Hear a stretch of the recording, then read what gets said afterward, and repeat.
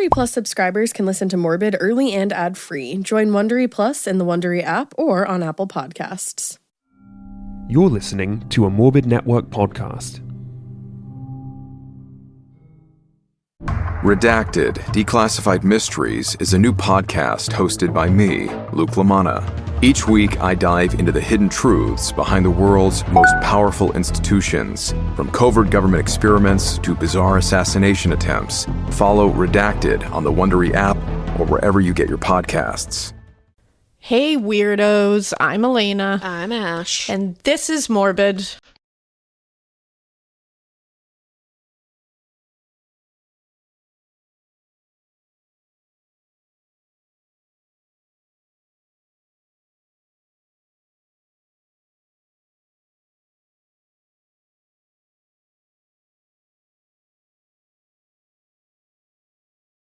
Hi. Hi. Or as Alaska says, hi. Exactly as Alaska says. You know? So we're going to be doing another two-parter. And this one is connected to the Hillside Stranglers case, like I told you. Told you so. Now, we're going to be covering the Sunset Strip killers today. Doug Clark and Carol Bundy, and we're going to be talking about Veronica Compton, like I had told everybody in Hillside Stranglers, but that's going to be in part 2. Oh. She comes in the second half. But we do mention the Hillside Stranglers in this one, so it's a nice little, like... You surprised me, because I thought this was all just Veronica Compton, so now it's like a 3-for-1. Oh, yeah. We're getting, like, full case here. Damn. Because this case is just too wild not to completely cover. Like, there's no way I could just skim over this and be like, yeah, Doug Clark, like, he was wild. Like, it's just, this is too much. Oh, I'm excited. But, yeah, and we're going to mention the Hillside Stranglers again, so it feels like a nice full circle moment. They kind of, these two cases kind of hold hands a little bit, so. I'm here for that. Strange.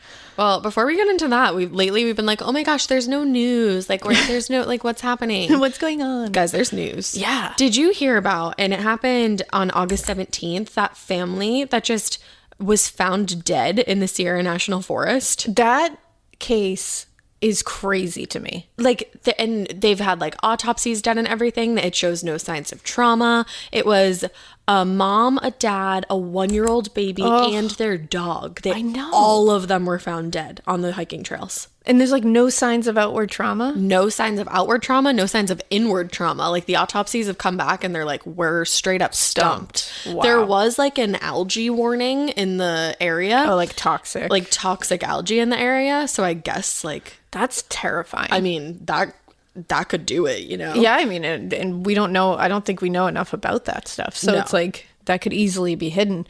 Can you imagine if it's toxic algae? I almost said allergy. Can you imagine if it's toxic allergies? Like toxic algae? No, not at all. Who thinks of that? Like, you would never think of that. Well, that's the thing. And then one of the other creepy things was that they were found like near this area called Devil Gulch. Devil's Gulch? Just Devil Gulch. Devil Gulch? Yeah, which I was like, ooh, that just like adds to the creepiness of it all. And obviously like that doesn't mean anything or anything like that. But it's just like ominous. It's like, ominous because like it doesn't seem like there's any apparent cause of death. No. Like all of them just dropped dead and then they're near like Devil Gulch. Yeah, and from what you were reading to me earlier, they were like super devoted to their 1-year-old. Like, they were like loved being paired. It just like sounds like such a sad. They were like super well liked. The father was like a software engineer. They had like traveled a ton. Like, they were experienced hikers. Just like very strange. See, I can't. Algae. That's even what it is. I was gonna say, if that's but then it's like, what else would it be? Yeah, because either way, it's like, do I want it to be toxic algae? No. But do I want it to be anything else? No. I don't want it to be anything else either. Right. I don't know. And that's weird just one. so sad. Like, you think you're going out for, we're in the middle of a panoramic, wonderful family time, trying to do something nice with your family, trying to get outdoors, and then you just your entire family never comes home. No, that's wild. And I can't imagine like their extended family members, like, what they're going through right now. I'm dying to know, like, if anything comes out of this, if there's any updates, or I hope they get some kind of closure. They're continuing to like investigate the area, but there were like signs posted, I guess, that were like, don't let pets swim in the water, drink from the water, eat the scum on the side of the scum. Yeah. Ugh. Don't let your dog eat the scum ever. Don't do it. But that's really sad, and hopefully we get an update somehow. I know. But now we're going to talk about something equally as sad. All right. We're going to talk about the Sunset Strip Killers. Okay. So I don't usually do a blanket trigger warning for an entire episode, but I feel like this one kind of deserves one. It just has a lot of little things that could really upset some people. So I just want to let you know that this episode has rape in it, a lot of that. It also has mention of incest. It has mention of pedophilia. It's just an all-around tough one, this one. It's dark from start to finish. So I just wanted to let you guys know, just so you're prepared. I don't know anything about them. This is another case where they, I think, got caught up in the late 70s, early 80s in California, like serial killer bonanza. And so they just like got kind of ignored. Like I think the Hillside Stranglers got noticed a little bit, but like Richard Ramirez really took with all his antics. I think he took the cake. Yeah. So a lot of these got kind of pushed off, and a lot of people don't know about them. But like when you read into them, you're like, how though? Like, how do I not know about this? How do I not know about this? I have heard of them. I've like read books about them and stuff. So when I heard the name Doug Clark, I was like, wait, why does that sound so familiar? And then I realized he's part of this set of killers. And when it was connected to Veronica Compton in the Hillside Strangler case, I was like, whoa, why are these worlds colliding? And she also like really attached to two pretty similar, like two sets of serial killers. She attached herself to one of each of them, which is weird. Yeah. But we'll get into Veronica in part 2. Okay. So, like I said, they're known as the Sunset Strip Killers, the Sunset Strip Murderers, and their names are Doug Clark and Carol Bundy, no relation to Ted Bundy, although she had a big obsession with Ted Bundy. Okay. So, but that was her real name. Like, she didn't... I was going to say, she didn't change it. It's a married name, though. So she did. She did keep it around. I wonder. I do wonder. But I don't know. I found nothing that said that she did. She's like looking in the classifieds. She often, now, as we'll see in part 2 especially, she tried to claim that she was like a helpless victim in this whole thing. Oh, that yeah, she always. had nothing to do with just anything. Just like Carla Homolka. Yeah, absolutely. And, she confesses, she testified against, she was a part of the whole thing. But I just want to open this with a quote from her. From later, so that you can have that in mind as we go through. I don't know if you guys have ever in your life shot anybody, but it's really fun to do. It sounds terrible, but it is. Yeah, she sounds like she was really just a helpless gal. So she wasn't exactly just floating along. Woe is me. Now, Doug Clark is a horrific monster of epic proportions. Oh, good. But she's right there with him. I mean, yeah, clearly. So we're going to start with June 12th, 1980 at 1:30 p.m. Okay. Gemini season. There you go. The bodies of 16-year-old Cynthia Chandler and 15-year-old Gina Morano were found murdered on a highway ramp by a highway worker. This was in California, by the way, that this happened. And this highway worker had just stumbled upon the bodies. He was doing cleanup. He was clearing some debris, just kind of like clearing up the area. It's like in the Hillside Stranglers. Exactly. It's a lot of similarities. And he found Gina face down and Cynthia was nearby her, laying on the ground. Now, at first glance, when police showed up, they were sure that at first they were like, oh my God, this is just like the Hillside Stranglers. Yeah. Like dumped in the same way, both basically nude. I mean, it looked the same. They were like, this is Angelo Buono and Kenneth Bianchi, except the two of them had been in jail since January 1979, so a year earlier. So they were like, who the hell did this? Because this had just happened, obviously, within, I believe, 12 hours of them finding them. So they were like, okay, if this isn't them, who is this? And I wonder if they thought it was some kind of like copycat like a thing copycat thing. So closer inspection, investigators saw that Cynthia Chandler was wearing a pink jumpsuit that had been pulled down and had a large intentional slit in the crotch area to expose her. There was blood spattered and soaking the jumpsuit. There was also a spot of what appeared to be motor oil that they like really concentrated on in all of the reports about this. Okay. We find out later that does kind of connect. But Gina Morano had only a red tube top on, and it had been pulled down to her waist. Oh, come on. They were also half-sisters. who were extremely close. Yes. That's so sad. Yep. Now, their autopsies showed that they had been dead for at least 12 hours. Gina Morano had 2 gunshot wounds to the head.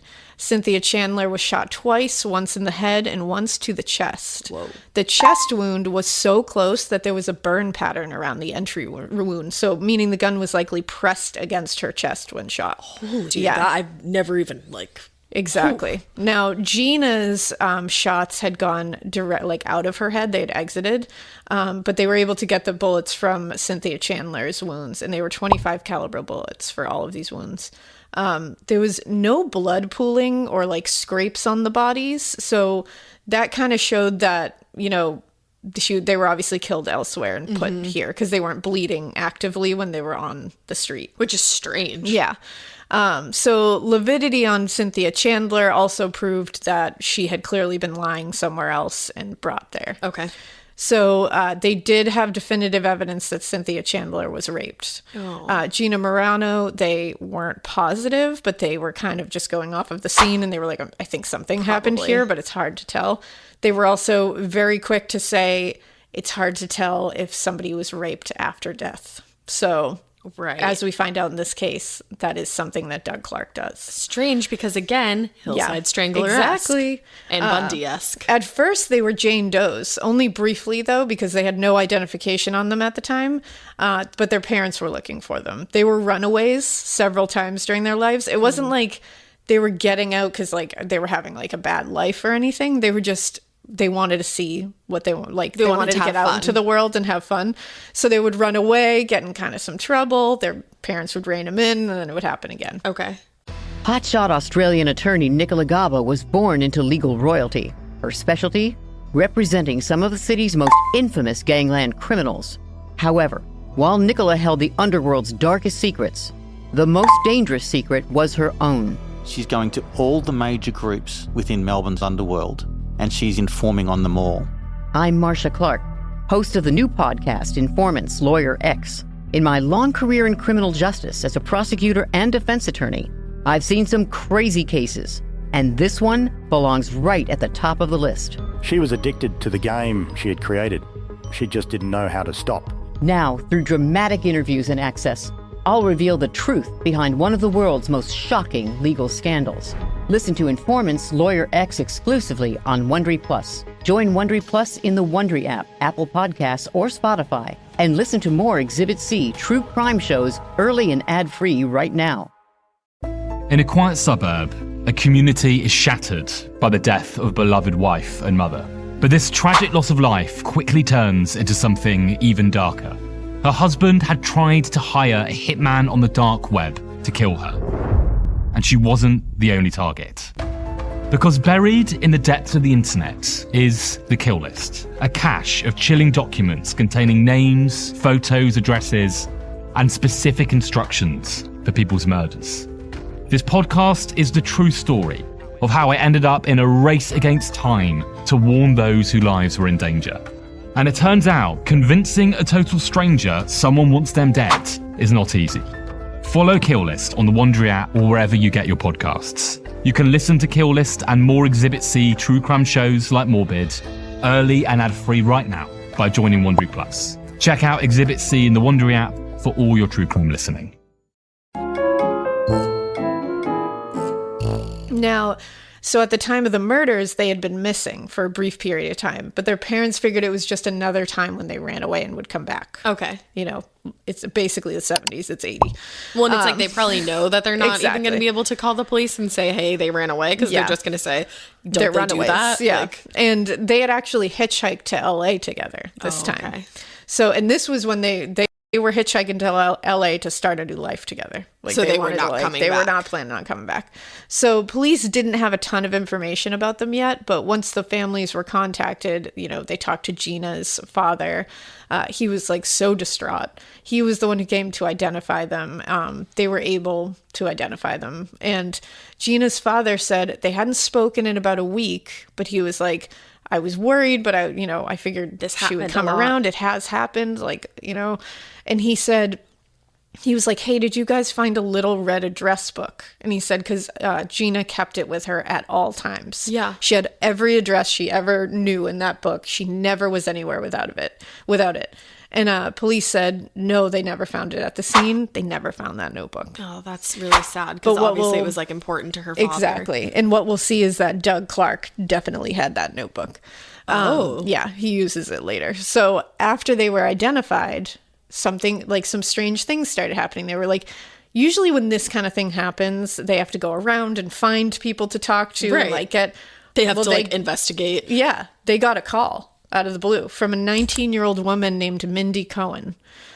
She had contacted investigators and said, I met those two girls a few days before their deaths. Like, they had just arrived.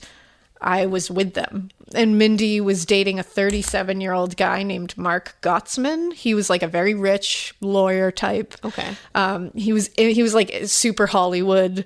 He had like a big mansion in Beverly Hills, and he was infamous for throwing insane ragers at his Beverly Hills mansion. Why don't I know this man? And he would have hundreds of people there, and he had a habit and like a thing that he would do where he would send his driver, like his chauffeur, into the city to pick up attractive ladies to bring back to the party. All right. And on the night of June 1st, 1980, his driver brought back Gina Morano and Cynthia Chandler.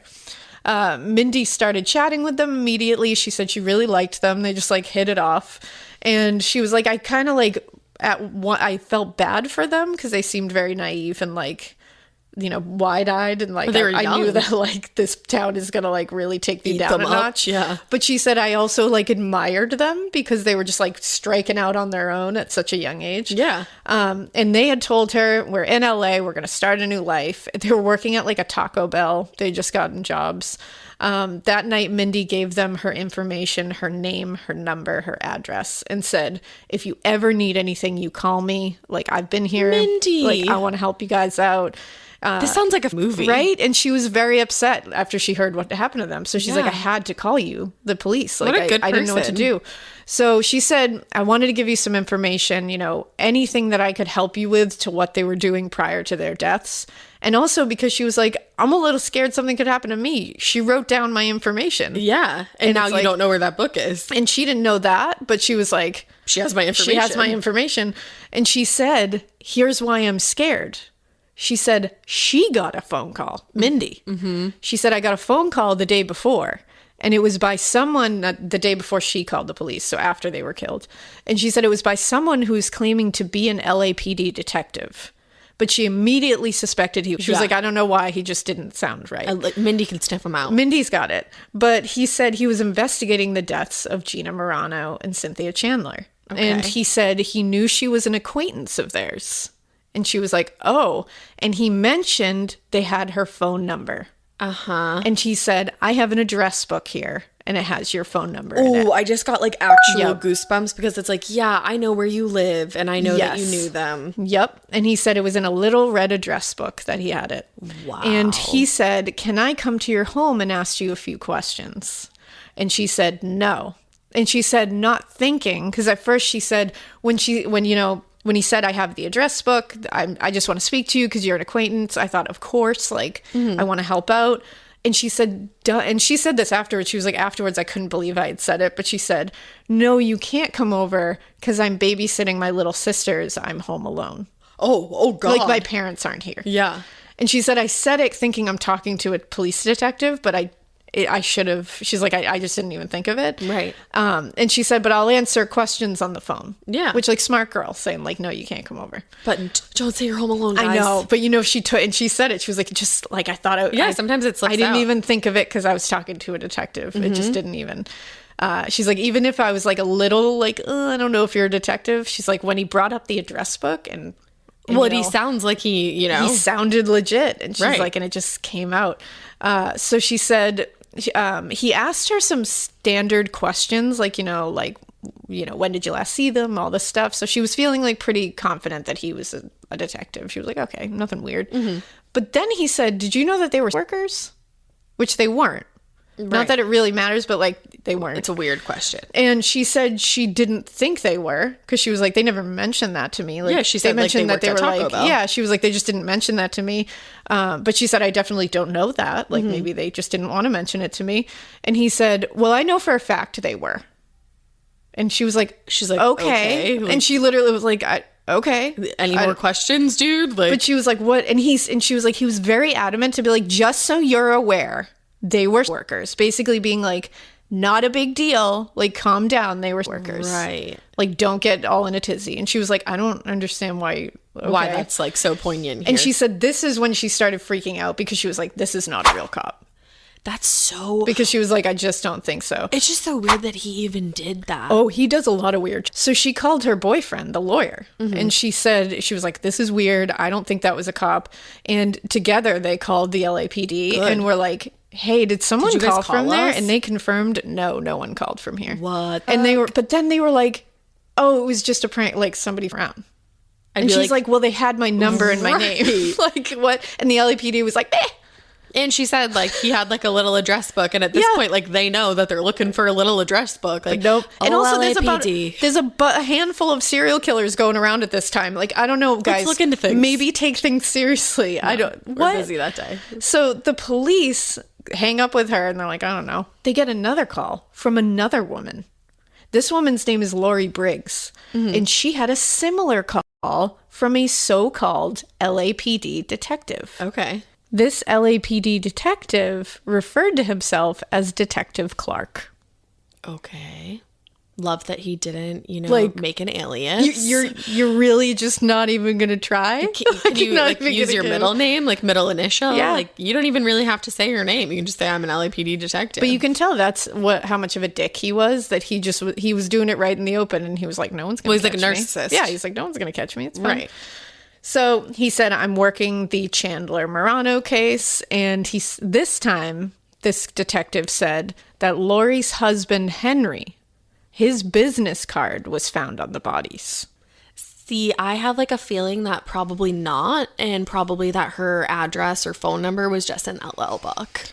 You would be incorrect. Oh, okay. So fine. So it makes sense why you would think that. Now, they said he wasn't a suspect, Henry, the husband, and they said they just needed to know more from him, obviously. And she said, like, okay. And she was like, wow, we'll tell you more.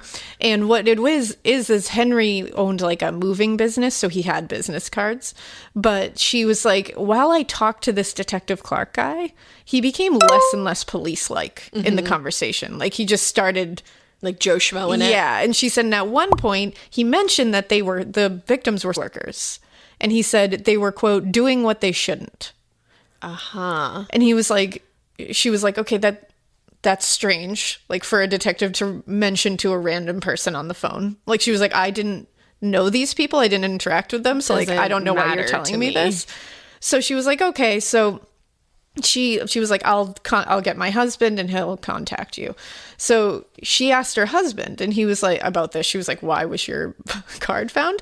And he was like, oh, yeah. And he's like, I saw that on the news that they were found dead. And he said, yeah, they probably did have my card. And he said, I saw these two girls hitchhiking on June 10th. And he said he and his brother-in-law, who also worked with him in the business, picked them up. And he said the one that was blonde, which was Cynthia, she said her name was Cindy, and the other one had brown hair, which was Gina. And he said, before I brought them to the like entrance of the freeway, that's where they wanted to get out. And he said, I gave them my business card and said, if you ever need help, please call, because he said they were so young, and I was like worried for them. Oh, what a good guy. So it seems like multiple people have been like, I just was worried about them. Like, they had all these like, angel people that were like trying to help them, and then they ran into the most evil. That makes me so sad. Which is like really sad. I feel like that's just like California in a nutshell. Yeah, like these angels. Like, and there's so many great people, and then there's like also people out there that just want to eat your heart out of your chest cavity. Well, and it's like, this sounds almost too good to be true. You're like, I don't know, like, you know what I mean? Like, I think true crime brains are like, what, Henry? I don't know. But Henry called the police himself, like the actual LAPD. I had a feeling about him. I just trusted him. Just Henry. Henry's also my favorite boy name. There you go. So he called the LAPD, and he was like, listen, I just wanted to call and say that, like, here's my name. My name is Henry Briggs. I own this company. On June 10th, I picked up these 2 girls that I know have been found murdered. Can I tell you, like, my story about what happened here? And they were like, yeah, totally. Like, we'll write this down. And then they were like, no one from here called your wife. Right. And they were like, I don't know what you're talking. He was like, no, Detective Clark called my wife and asked about this because he said that was found on their bodies. Were they like, we don't even have a Detective Clark? And they were literally like, yeah, we also didn't find your card on their bodies. So, like, we are not. What? That's not us. And he was like, wow, okay, so someone called my wife and someone who had my card that was found on them. Like, that was the killer, obviously. And they were like, no, it's probably a prank. Bye. So at this point, they're not even putting 2 and 2 together that this dude is out here calling the LAPD in the 80s and 70s, everyone. I don't even know what to do. So, yeah, so that was that. July 24th, 1980, Mindy Cohen, our first girl, gets another phone call. Oh, I don't like this. This time it was around 7 a.m. and the caller was a man who she said had the same voice as the detective who called her before. And she said, I guess this person asked, is this Mindy? And she was like, yes, who is this? This is she. And he then asked, do you remember me calling you a couple weeks ago? And he said about the murders of Cynthia Chandler and Gina Morano. And she said, yes. And he said, well, I killed them and now I want you. Oh my God. He then went into great detail about the murders of the 2 sisters and revealed that he shot Gina in the head, but had to shoot Cynthia in the head and the heart. Oh my God. So we know we are talking about to the killer, not somebody around, because that was not released to the press. And then it was she's released sitting that here? they were shot. It was not released that one of them was shot twice in the head and one was shot in the head and the heart. That is, number one, so terrifying. And then she's sitting there saying, oh, good, this person knows where I live. And, like, I would be sitting there like, did they drive by? Like, while I was home alone babysitting my sisters? Like, exactly. Are they outside right now? Are they now? outside? Like, are they about to walk into the house? I'd immediately, like, hopefully she had the means to buy a plane ticket and get that. Yeah, seriously. Like, I'd be like, what? Well, and then he went into more detail and he said, well, remember, they were workers, because he really wants to hammer that in, like, you need to stop worrying about this because they were workers, because that's what he saw workers as, right? Like, of course, less than. Yup, because he's an asshole. And he said he had paid them $30 for oral, and he said I only wanted the blonde one, which was Cynthia, and he said I shot them while they did it. He then said, I shot them and then I made love to them and it felt so good. Now I want you, Mindy. You're next. What? She also said while he was telling the story on the phone and she was trying to figure out what to do, because she was like, I didn't want to hang up because I was like, do I run somewhere with this phone? Like, what do I do? Where do I go? Do I scream? Do I go outside and he's right there? I don't know. Well, you're probably just like paralyzed with fear. She said she was just paralyzed, but she said she suddenly realized that he was clearly masturbating on the phone while telling the story. What the actual? So she hung up and she called her father, who called the police. And she said that she believed during this conversation that he had mentioned that his name was Doug. Okay. I love that he's just like, my full last name is Detective Doug Clark. And obviously this was Doug Clark. We found out later. Now, let's talk about Doug Clark. Do we have to? Let's talk about him. He was born on March 10th, 1948 in Pennsylvania. He was the son of Franklin Clark and Blanche Clark. His father was a naval intelligence officer, and he was the third child of 4 children. I also think he's a Pisces, but let's check to see if I'm right, because that's everybody's new new segment. I hope you're not. I'm getting better at it. I say that, but I'll be wrong. I don't want you to get better at it just because I love it. Honestly, it might be not true, but I really March just 10th, want you to get better at it. I want to get better at it. John is an Aries, so I was right. You were okay. There you go. You were right. Well, I don't know Mama what that doesn't means. really loves a Pisces. What are Pisces? Highly emotional. Oh, wow. I don't want to offend anybody. That's strange for Doug Clark, but sure.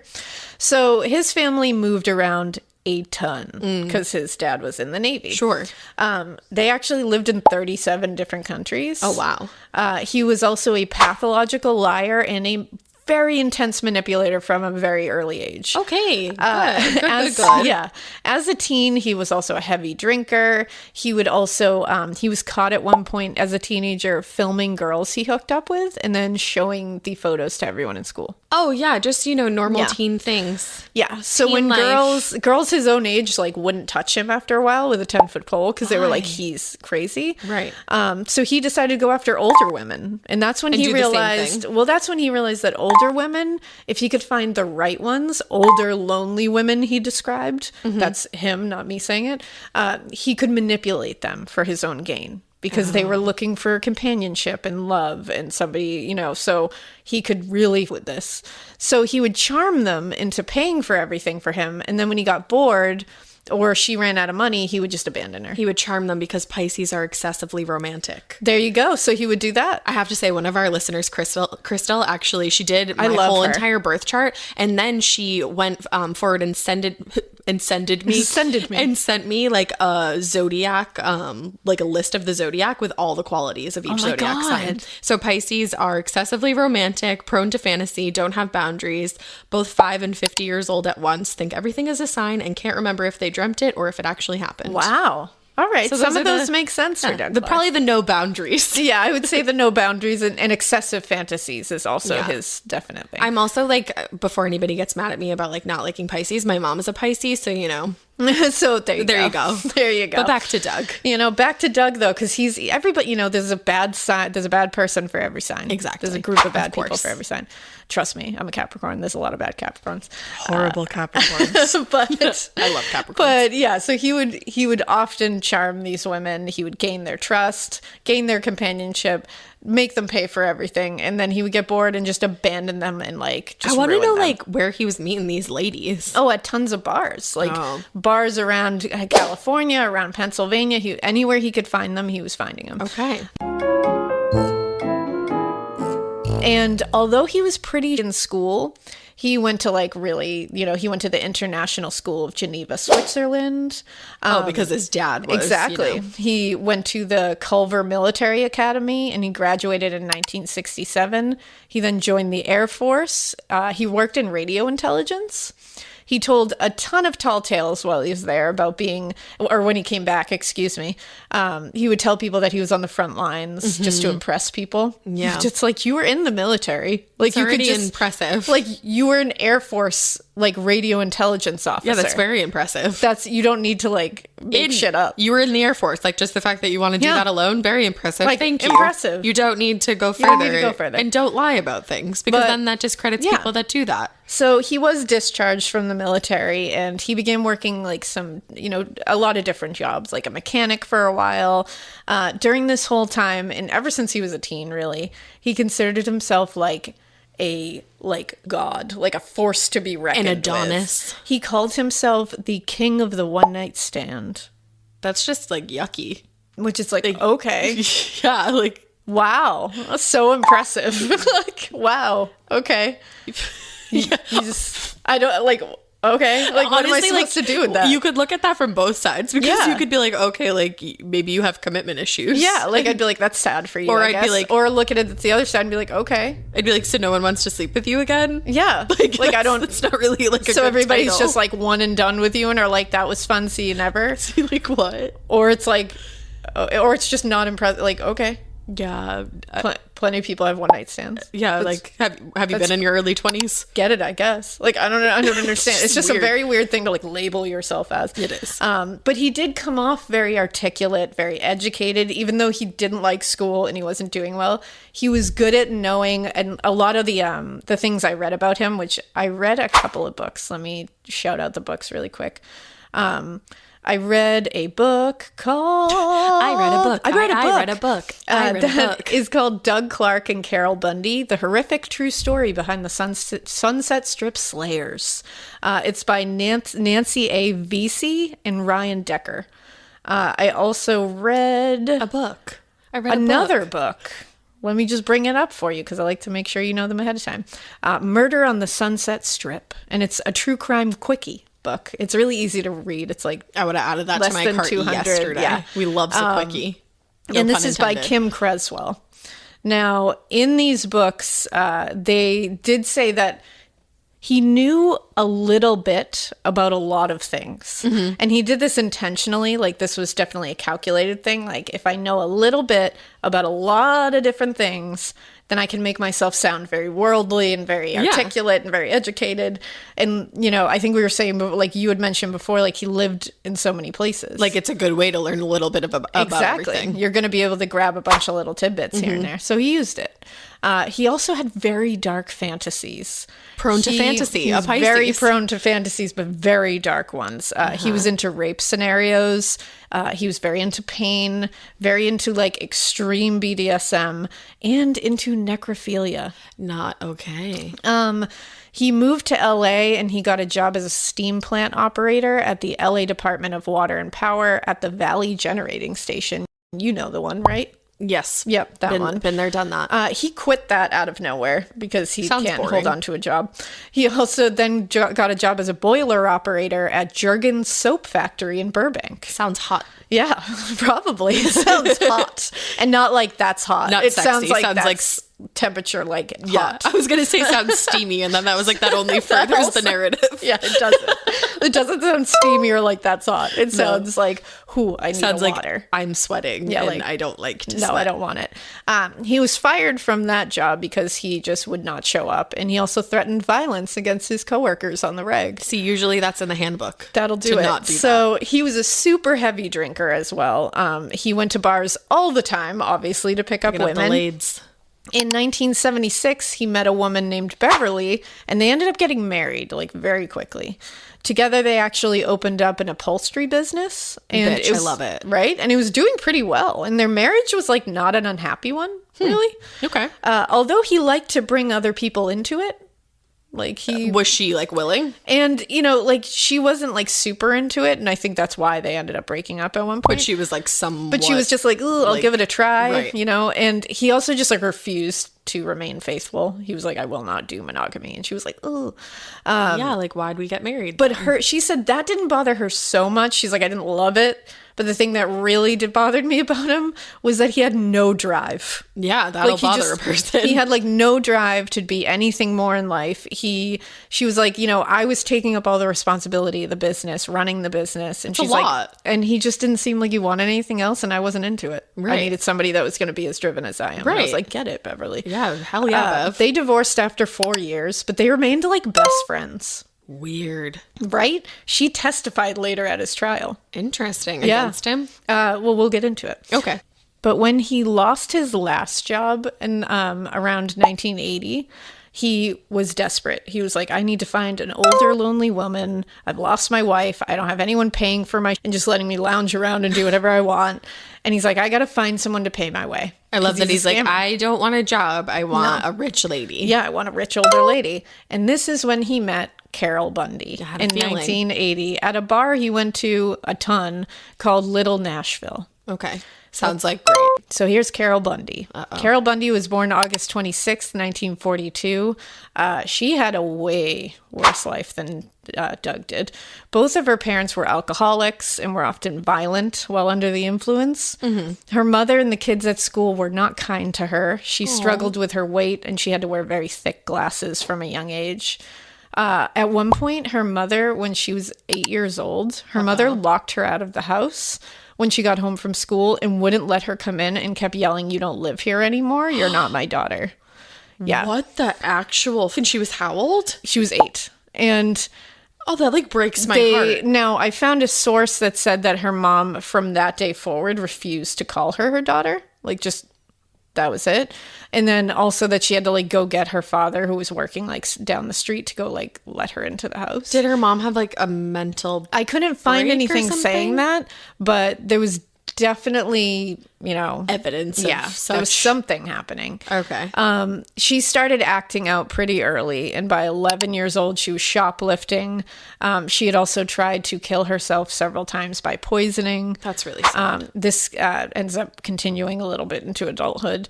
Her mother died young, and it was like a massive heart attack, I believe, and it kind of happened while the kids were in the house. It was like a big deal. The father rushed her out to the hospital. The kids were just sitting there waiting, and he comes home and is like, hey, your mom died. That's a lot of childhood trauma in like a very short span of time. Exactly, like a concentrated span of time. Right. So when he came home, the same night he came home and said, your mother has died, he told her and her younger sister, Vicky. So her younger sister, Vicky, was 11 and she was 13. And at the time that she had died, she said, you guys are going to have to take over for your mother. And he said, in every way. No. He began raping them when they were 11 and 13. He did so on the first night that their mother died. What the is that? Yeah. Yep. After her mother's death and after her father's attacks on her began on the regular, she would act out even more. She would run through the streets naked. She would literally like masturbate in front of homes and cars. Because like she was clearly just going traumatized in every way possible. You feel bad for younger her, and clearly this is a situation and such that she was created. Oh, for sure. For sure she like, was created. Absolutely created. This is one of those so that you can sad. really look at as, nurture. Yeah. Like, for sure. I think Doug Clark he just is who he is. I agree with you. But I think she was definitely created. And then it's like she's looking for some kind of validation. She finds this guy. So in a way, she's a victim. Absolutely. For sure. But then we all have free will. Exactly. And at 17, she wanted to get away from her father. So she married a 56-year-old man named Leonard, sweetie. who was also an abusive alcoholic. Of course. Because the cycle continues. And he wouldn't get a job, told her, you know what, I don't want to get a job, so I'm just going to make you sell your body. Like, you just are going to become a worker to pay our bills. So she was not happy with that, that she was like being forced into this. So she did divorce him. She married again because she's looking for stability and comfort and somebody to help her. A man named Richard Guise. He was a porn writer who also would like really like to write sci-fi stuff. And like she was into sci-fi and all that. Okay, that's a vibe. And he actually tried to encourage her to write and pursue things she wanted to pursue. Like, he was actually very encouraging of her. Okay, good. Carol was able to actually sell some articles that she wrote at one point. Wow, that's nice. And I guess she like published and like illustrated her own like just one edition of a like fan fiction, like a magazine thing. Okay. Which was like a big deal for her at the time. Yeah, she accomplished something. And she was also doing work on the side because she had just been conditioned into it at this point. Of course. She's been taught since she was 13 years old that's what you do. That's what exactly. So when she was 20, her dad died. He hung himself. And she felt guilty because she assumed he had killed himself because of what he had done to her, but she took on the guilt. That's because it's just such a cycle. So she's so traumatized by childhood that she's traumatized into taking on that guilt of what somebody else did. Have a parent like that, that's like what happens. Yeah, of course. Take the guilt because they don't. Exactly. And they never will. Somebody has to. Yeah. So Richard tried to maintain their relationship, her husband, and he actually paid for her to go to nursing school. She ended up going to nursing school. Wow. He sounds like such a really like great guy. Right? They ended up separating, but they stayed best friends too. Just interesting that happened. Like Beverly and Doug. On both sides. And he actually continued to help her whenever he could. Now, so once she was single again and working in nursing, she was working at like a hospital. She met another healthcare worker named Richard Bundy. They started dating and had 2 sons together. She was having a lot of health issues at this point related to, she was diabetic and it was getting worse and she was losing her eyesight more rapidly because of it. So he made it clear he was not going to be the sole caretaker if something happened to her. Okay. And if she went blind, he was like, I don't know what to tell you. Like, I'm not going to be taking care of you and these kids. That's not what's happening. Oh, my. And he started abusing her and like raging at her. So she took her 2 sons finally and moved into a battered women's shelter in January 1979. Wow. Now, she started very soon after this, she started an affair with her apartment manager. Okay. This guy was named Jack Murray, and he was married to a woman named Jeanette. He was from Australia. He had 2 children with Jeanette. He was a part-time country singer. Part-time? Yep. Okay. And he was said to be a low-rate Tom Jones. Ladies loved him. Look him up. Okay. I was like, that means nothing to me. I don't know what that is. He was also, he had hundreds of affairs on Jeanette. He had 1 million women at any given time. Oh, I know this guy. Yeah, right? Yeah. He was also a pathological liar, according to those who knew him, and he would greatly exaggerate his life story and experiences. Oh, so she was just like getting ready for Dougie. Yeah, she's got a type. He also had a police badge and would impersonate an LAPD officer sometimes to get girls to like come with him. Hillside Stranglers. It's everywhere. Yeah, that's real weird, man. He managed the Valerio apartments, which is where she lived. But unfortunately, he was also a drinker. And when he drank, he became abusive and awful. He would beat his wife and even broke her arm once. Ooh, ouch. He also cheated on her relentlessly, like I said, with fans, especially of his country music, because he would go sing at especially Little Nashville, that bar. I'm leaving. And fans, he had like groupies. He would also cheat on her with tenants in the apartment complex. And she knew this, but she was like, he was scary and I didn't want him to turn on my sons. And to hurt me. Yeah. And then the other thing is, it's like, Carol's putting herself in like such a position of like just like getting involved with the guy with the power, you know, like he rules where you live. But she's that's her whole life. She's conditioned of this. He had met Carol at the bar, Little Nashville, and she told him like the whole story of how she was looking for an apartment, and she was like, you know, I've been through all these marriages and I'm just like, my health is ailing. I have children. And he was like, oh, I can be the hero here. So he was like, I'm happy to move you into one of the apartments we have. Yeah, okay, and Casanova. he saw her as an easy target. Of course. What a hassle. Yeah. I hate all of the people in this story. Yeah. So he helped her move in and eventually they began an affair. He made her sign up for disability at one point and then took her checks because he said she owed him for helping her. Yeah, see, I knew he was going to do that. And he said, and you owe me for even paying attention to you. Yeah, you know, I usually pay money to people for paying attention to me. Yeah, for sure. He even convinced her to open up a joint bank account and gave him full access. Wow. At one point, he told Carol that his wife was diagnosed with cancer and needed life-saving surgery, and she handed him $10,000, no questions asked. Wow. That was not true. During the holidays, she arranged a trip for the two of them to Vegas, and because she was like, just like delusional about they're in love, and maybe this will make him want to stay with me. And he went with her, but he literally had dinner with her and then abandoned her for the rest of the trip.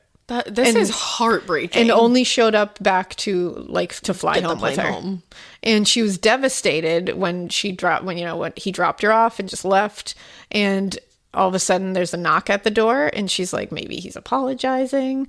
And at the door was Jeanette, his wife.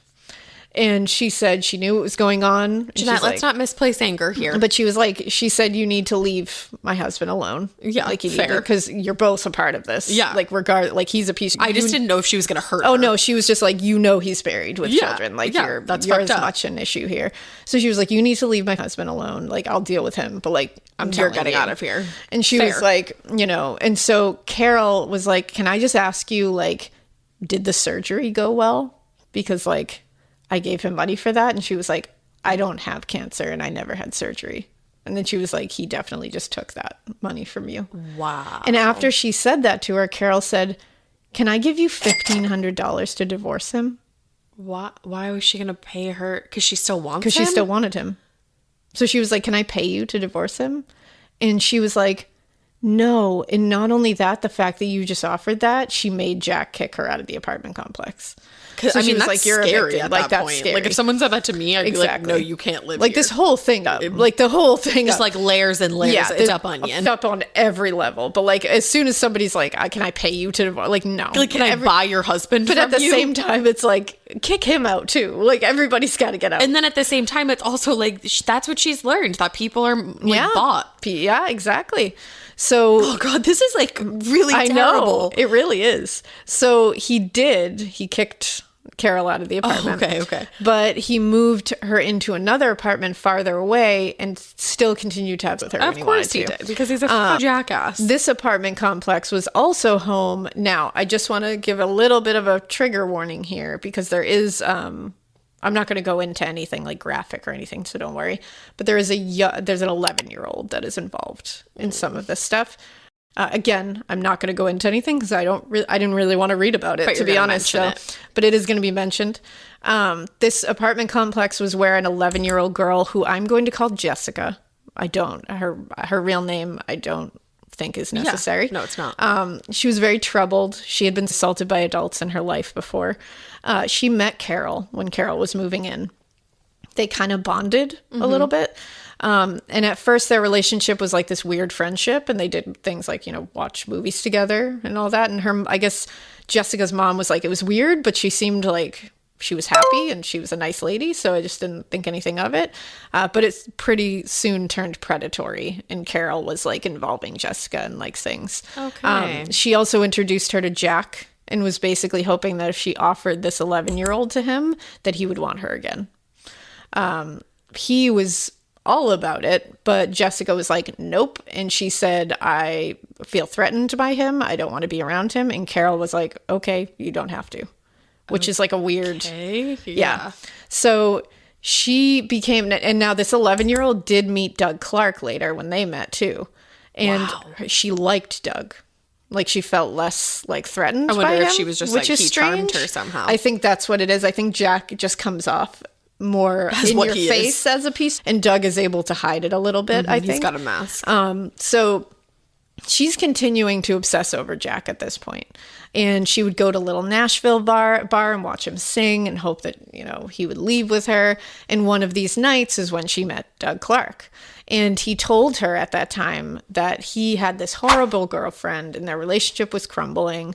And he said his ex-girlfriend, like his girlfriend, ex-girlfriend, also happened to be his landlord. So he was like, I'm not going to have anywhere to live. She's kicking like, me out. And she's like, wow. So within days, he had moved in with Carol. Oh, honey, no. And the first night they met, she brought him home to like see the place. And he played with her kids and was like super sweet.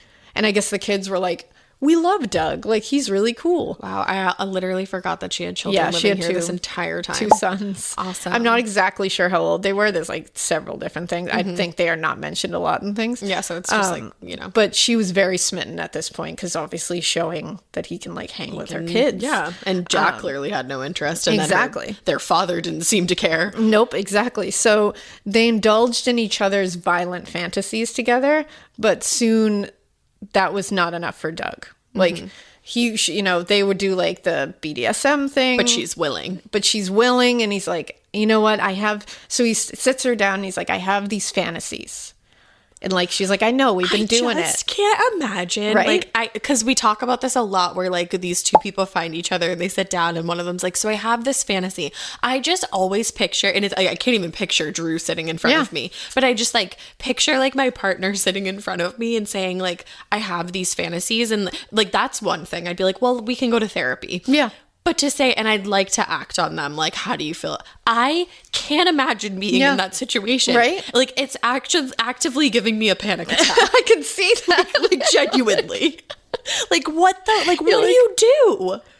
You just try to be like, yeah, okay, cool. Because then you're scared because you're like, if I don't say, is he gonna turn on me? Is that gonna happen to me? Yeah, it's a very scary thing. It's getting hot in here. I know you're like sweating. You're like, Jesus. Because I'm like, I don't know what it is. I can like put myself in situations very easily. You're empathetic. Yeah, I hate it. That's what it is. You're like, there's a word for that. Yeah, empathy. That's what that is. I hate it. Why do I have that? You need to have more apathy instead of empathy. I'm stressed. But no, it's a good thing that you're that way. Yeah. You are who you are because you're that way. Carry on. But yeah, he told her, he was like, I have some fantasies, which would be terrifying to hear. Would be. And he said, my fantasies are like abducting and assaulting women.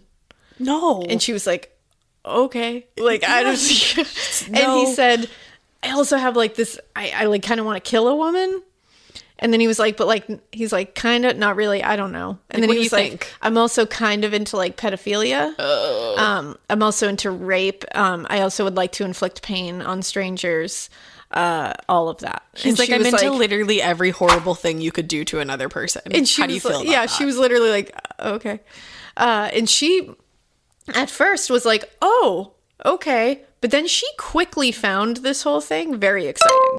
She thought the whole thing was exciting. Do you think that she, at this point, was just like, this is what my life is? Oh, I think she just rolled right into this life because I mean, what else? What else does she know? Yeah, I think there's just tons of trauma back there that was just gonna... And to be clear, I am not defending this woman. Oh, absolutely. I'm just saying, like, it's just wow, this interesting is very to sad. see how she was created. Right. She really is. To me, it's hard to find a very clear cut. Like, I feel like that is like nurtured totally nature almost or nurture. completely. Yeah. Obviously, I don't know her. Maybe when she was very, very little, there's more we don't know that she was like innately something. But from what I've read and what I've researched, it seems to me like she was created. I agree.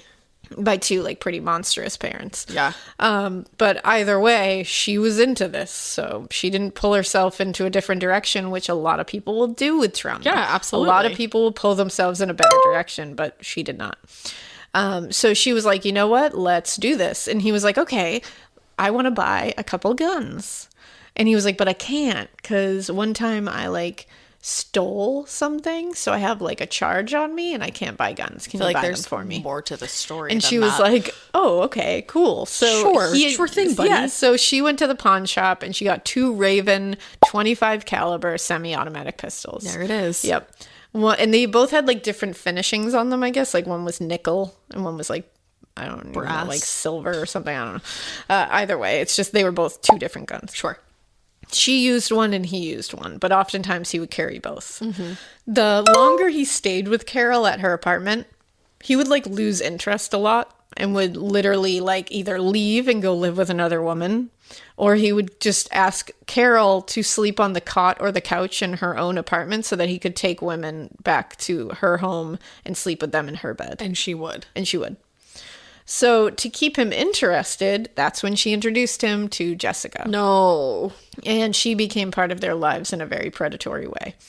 On her 12th birthday, Doug gave Jessica clothes and a music box, and it was clearly not new and had been used, and years later it was taken into custody for evidence because it likely belonged to victims of his, and he gave it to a 12-year-old. What the actual fuck? That's as much as I'm going to go into the Jessica stuff. Yeah.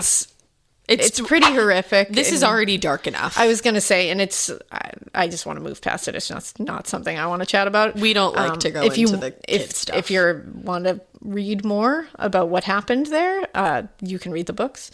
But after the murders of Cynthia Chandler and Gina Morano, Doug actually called Carol at work and told her to watch the news. And she wasn't with him. It was just Doug who killed him. And now and again, this is also her saying this. Mm-hmm. So there's things we can take with grains of salt, whether she was there or not. And that's one of them. And so she said he called, said, go watch the news. And she did. And when she saw the news of the girls' bodies being discovered, he said he had something to tell her when he got home. Mm-hmm. And she was like, okay. Now, I believe this one was just him, and there's a couple others that I believe were just him, but she was involved in some way. Okay. So he came home that night and told Carol what had happened. He had blood on his clothes.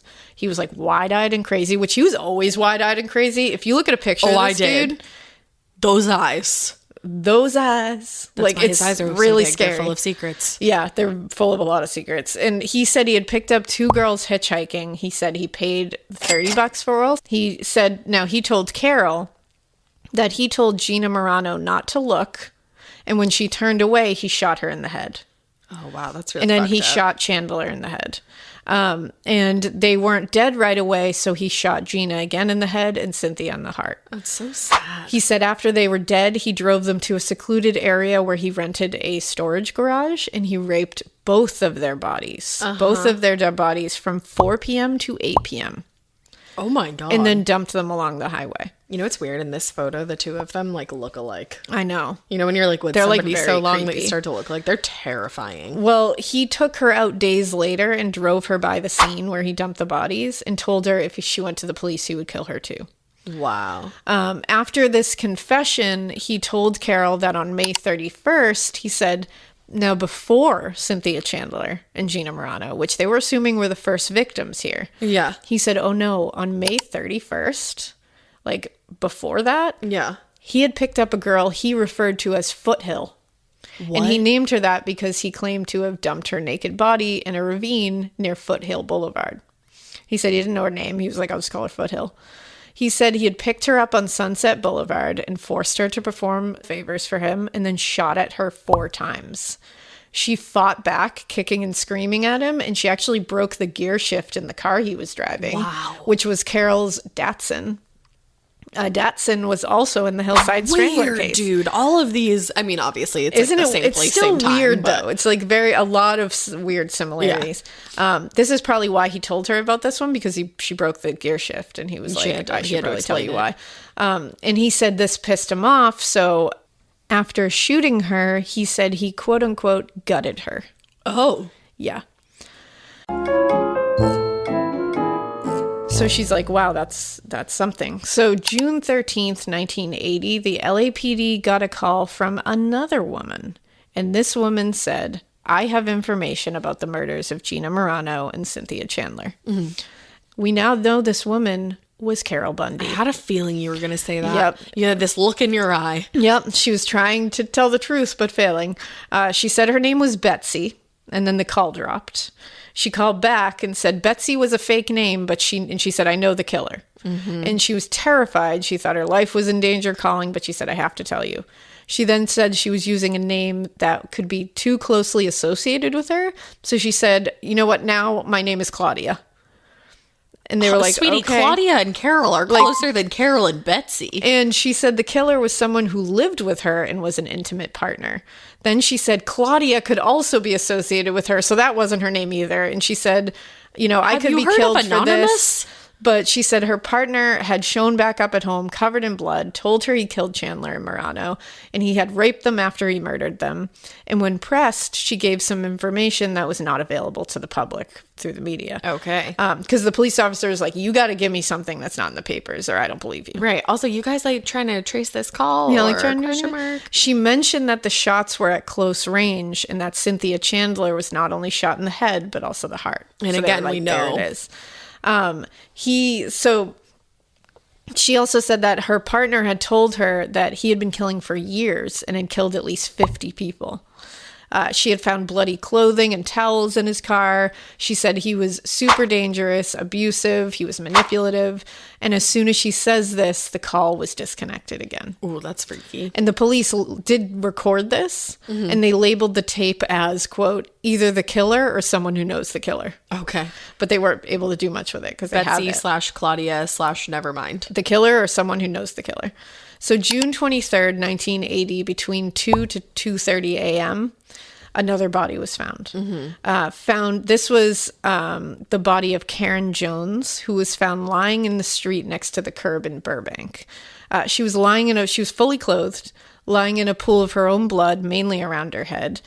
She was a worker who had been brought to California from Little Rock, Arkansas, with a group of other workers. And the guy they were working under was Derek Albright. Mm-hmm. She was pregnant at the time. Oh my God, that's terrible. And yeah, she had turned to work because she wanted to make enough money to support her child on her own. She had actually been in college on a scholarship, was very bright, very kind.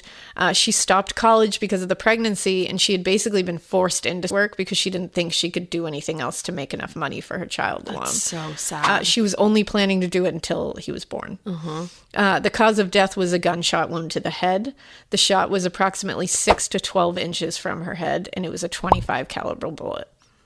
Now, they said she died somewhere between 12 and 2 a.m.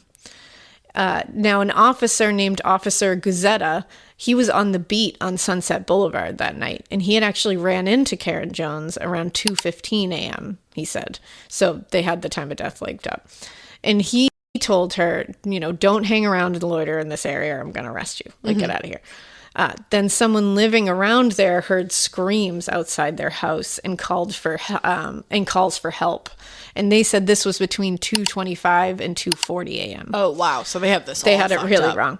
So the same day at 7:15 a.m., a nude and headless body was found in a parking lot of Studio City Sizzler in Burbank. Okay. Same day, hours later. And the same, very close proximity, yes. I'm assuming. There was so much blood at the crime scene, it was thought that the decapitation had happened there. They also assumed she was still alive when it happened because the amount of blood could have indicated the heart was still beating. So they said she might have been unconscious or dying. Oh, wow. Yeah. This body was not identified at first because there was no clothing, no ID, and no head. So, oh my God. So 4 days later, on June 27th at 1 a.m., Jonathan Caravello was walking back to his car from his work shift, and he went into the parking lot and he noticed a wooden box sitting in the spot next to his car. And he was like, it looked cool. It was like ornate. And I was like, what's in this box? I gotta know. What's in the box? Like curiosity gets to you. Oh my God, I shouldn't have said that, because is that what's in the box? That is what's in the box. He opened the box and he said, at first I thought it was just a bunch of clothing, because there were like denim jeans and a pink t-shirt that read Daddy's Girl on it.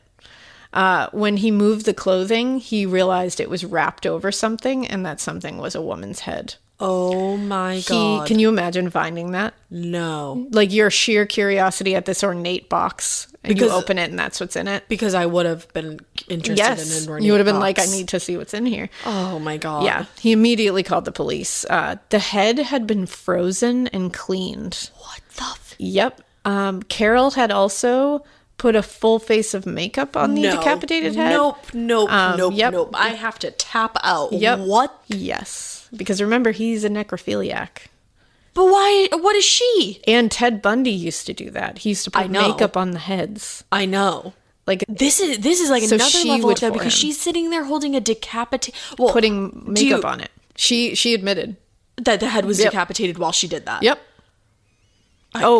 And I'll mention it later, but she says she walked into the kitchen one day and the head was sitting on the kitchen counter. This is like Ed Kemper, Ted Bundy. It's like a Hillside Stranglers. I gotta leave now. My Uber's been here for 25 minutes and I'm getting a late charge. She said she would literally do the makeup and touch up the hair while he was keeping it around. Yep. Honey, what are you doing? Yeah. And this body, now that they were able to get the head, was identified as belonging to Exie Wilson. She was 20 years old. Her name was Exie LaFay Wilson, which, like, what a cool name. I was going to say, she sounds awesome. She was from around Little Rock, Arkansas. She actually came with the group. I was just going to ask So she that. knew Karen Jones. Well, I wonder if they had been together at that day. You wonder. No, she was raised by a single mother after her father passed away, and she was really devastated by his passing because she was younger. She fell into work and fell in love with a pimp named Derek Albright in Arkansas. After a while, she was tired of getting arrested for, work. She just wasn't into it, and the toll it was taking on her health, her psyche. So she told her mother, I'm going to stop. I don't want to do this anymore. And she actually called her mom 4 times the day that Gina and Cynthia were found. And she told them she was leaving Derek and stopping this whole street life. Mm-hmm. During the phone call, Derek actually grabbed the phone and told her mother to leave them alone. He then took Exie and 4 other women, including Karen Jones, to California because he claimed they could make all this money in California, and Arkansas cops were all over there, so they had to get out. This doesn't even sound like these girls were like willing to be working for him. This sounds like there was some badge happening. She had died somewhere between midnight and 2 a.m. according to the autopsy. The head was removed possibly while she was dying or unconscious. That's the most horrific thing. Yeah. The cause of death was, they said, if she wasn't decapitated while alive, it would have been gunshot wound to the back of the head. But it was hard to tell because she had been frozen. There was just all these things. There was also a .25 caliber bullet found in her head. Then I'm going back to the fact that Carol has kids, and I'm like, they must not have been in the house at this point. I assume they weren't. That's the thing. I could never really find where they were at any given time. Right. But they said it must have taken about 15 to 20 cuts to sever her head. He had washed her head, like I said. He had frozen it, applied makeup to it. There was necrophilia happening. They also determined the head had been placed in the box and put in the parking spot only hours before it was found. Interesting. Which suggests that the killer had kept the head for several days before dumping it. Now, that evening, Doug had woken Carol up to tell her he killed 2 workers that evening. He said he saw them together, but only wanted Exie, and eventually got her in the car alone. He shot her in the back of the head as she performed oral on him. That was like his thing. I was going to say. He then cut off her head with a buck knife. He then realized Karen Jones saw him pick Exie up, so he went back and found her walking down the street and just shot her dead where she stood, and so that she couldn't ID him. Woman. Yeah, and she was shot just because she was there and could possibly ID him. Wow. Yep. And it was a few days later, like I said, that Carol had seen the head on the kitchen counter, and he said, "Can you put makeup on it?" So she was also the one who bought the wooden box to place it in and helped him wrap it in another victim's clothing to dispose of it. Oh, and that's so sad because that shirt said Daddy's girl, and that girl lost her father and was so torn up by Isn't that it. like really like Another layer of just disgusting terribleness. He's the worst. Now, they had the same murder weapon now, they know, because the bullets are being recovered from all these victims' heads. And also, Karen Jones was found about 3 miles from Exie Wilson, and they were about 2 miles from where Cynthia Chandler and Gina Morano were found. So it's all in the same area. The media is now going nuts. Of course. They were dubbing this the Sunset Slasher, the Sunset Slayer. They were really focusing on the similarities between these killings and the Hillside Stranglers as well, saying that, this killer was killing 2 women. He told her, don't hang around and loiter in this area or I'm going to arrest you. Get out of here. Then someone living around there heard screams outside their house and calls for help. And they said this was between 2:25 and 2:40 a.m. Oh, wow. So they have this They had it really wrong. So the same day at 7:15 a.m., a nude and headless body was found in a parking lot of Studio City Sizzler in Burbank. Okay. Same day, hours later. And the same, very close proximity, Yes. I'm assuming. There was so much blood at the crime scene, it was thought that the decapitation had happened there. They also assumed she was still alive when it happened because the amount of blood could have indicated the heart was still beating. So they said she might have been unconscious or dying. Oh, wow. Yeah. This body was not identified at first because there was no clothing, no ID, and no head. So, oh my God. So 4 days later, on June 27th at 1 a.m., Jonathan Caravello was walking back to his car from his work shift, and he went into the parking lot and he noticed a wooden box sitting in the spot next to his car. And he was like, it looked cool. It was like ornate. And I was like, what's in this box? I gotta know. What's in and the so box? like curiosity gets to you. Oh my God, I shouldn't have said that because is that what's in the box? That is what's in the box. He opened the box and he said, at first I thought it was just a bunch of clothing because there were like denim jeans and a pink t-shirt that read Daddy's Girl on it. When he moved the clothing, he realized it was wrapped over something and that something was a woman's head. Oh my God. Can you imagine finding that? No. Like your sheer curiosity at this ornate box and you open it and that's what's in it? Because I would have been interested in an ornate you would have been box. like, I need to see what's in here. Oh my God. Yeah. He immediately called the police. The head had been frozen and cleaned. What the Yep. Carol had also put a full face of makeup on the decapitated head. Nope. Yep. I have to tap out. Yep. What? Yes. Because remember, he's a necrophiliac. But why? What is she? And Ted Bundy used to do that. He used to put makeup on the heads. I know. Like this is like so another level of that because him. she's sitting there holding a decapitated, putting makeup on it. She admitted that the head was decapitated while she did that. Yep. And I'll mention it later, but she says she walked into the kitchen one day and the head was sitting on the kitchen counter. This is like Ed Kemper, Ted Bundy. It's like a Hillside Stranglers. I gotta leave now. My Uber's been here for 25 minutes and I'm getting a late charge. She said she would literally do the makeup and touch up the hair while he was keeping it around. Yep. Honey, what are you doing? Yeah. And this body, now that they were able to get the head, was identified as belonging to Exie Wilson. She was 20 years old. Her name was Exie LaFay Wilson, which, like, what a cool name. I was going to say she sounds awesome. She was from around Little Rock, Arkansas. She actually came with the group. I was just going to ask So she that. knew Karen Jones. Well, I wonder if they had been together at that day. You wonder. No, she was raised by a single mother after her father passed away, and she was really devastated by his passing because she was younger. She fell into work and fell in love with a pimp named Derek Albright in Arkansas. After a while, she was tired of getting arrested for, work. She just wasn't into it, and the toll it was taking on her health, her psyche. So she told her mother, I'm going to stop. I don't want to do this anymore. And she actually called her mom 4 times the day that Gina and Cynthia were found. And she told them she was leaving Derek and stopping this whole street life. During the phone call, Derek actually grabbed the phone and told her mother to leave them alone.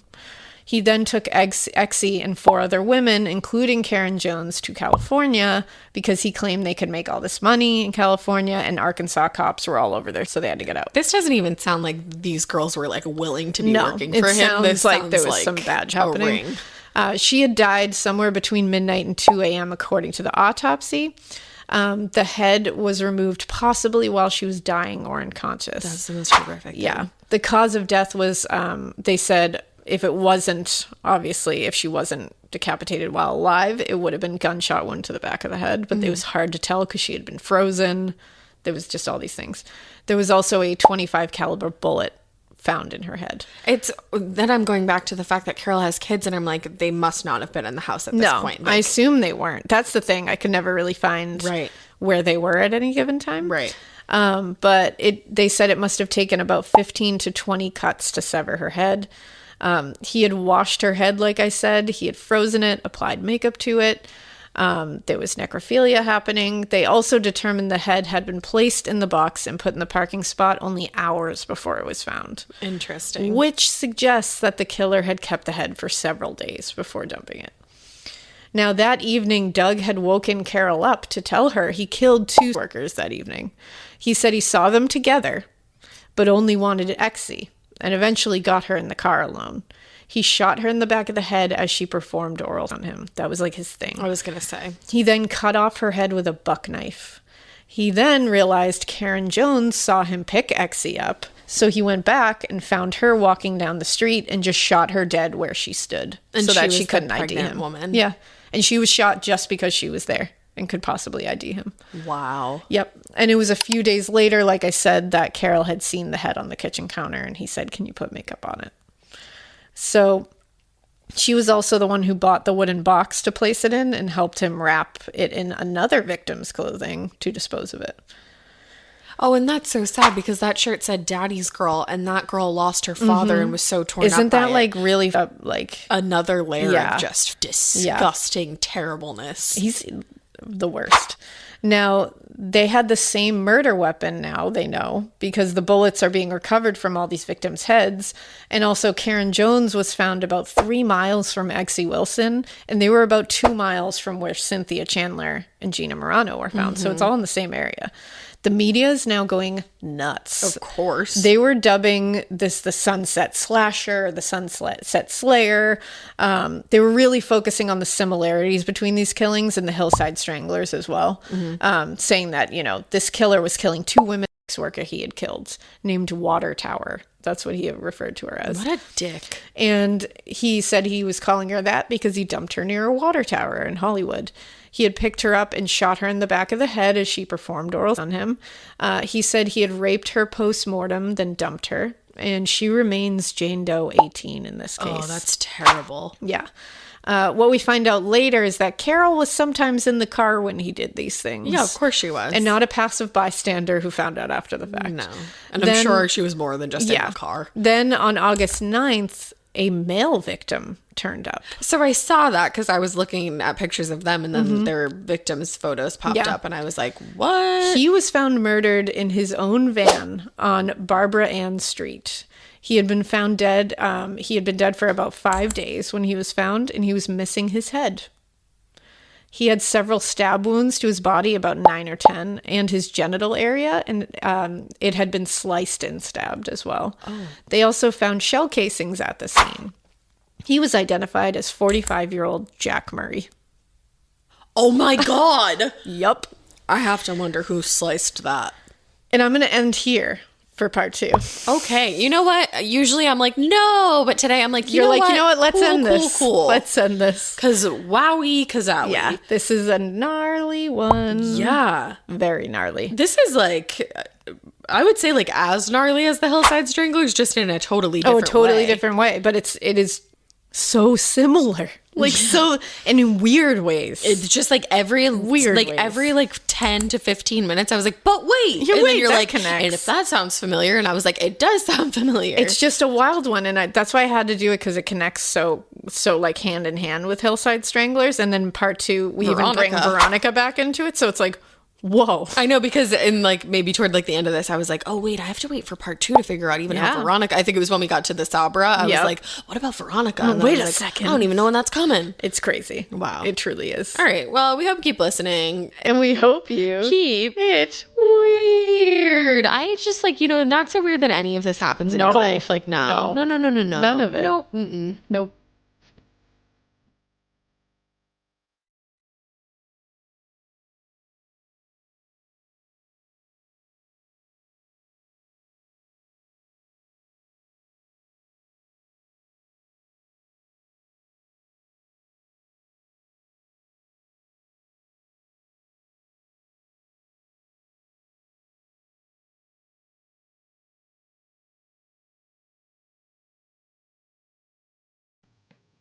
If you like Morbid, you can listen early and ad-free right now by joining Wondery Plus in the Wondery app or on Apple Podcasts. Prime members can listen ad-free on Amazon Music. Before you go, tell us about yourself by filling out a short survey at Wondery.com/survey.